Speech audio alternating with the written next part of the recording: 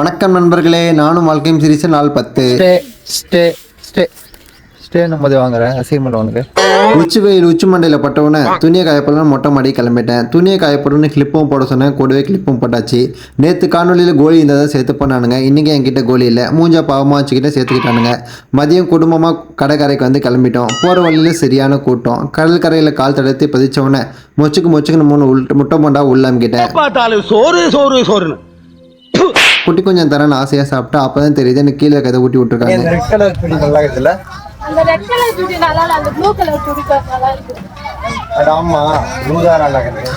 உள்ளே போனதுக்கு அப்புறம் தண்ணி உள்ள வரதுக்கு யாருக்கும் அனுமதி இல்லைன்ட்டானுங்க. இவங்க 2 பேர்த்த தவிர வெறிக்கி இவங்களை பார்த்து நான் அந்த இடத்த விட்டு கிளம்பிட்டோம். சரி ஃபோட்டோ எடுக்கலான்னு பார்த்தா ஃபஸ்ட்டு குட்டி கொஞ்சம் வந்து எடுத்துட்டான்.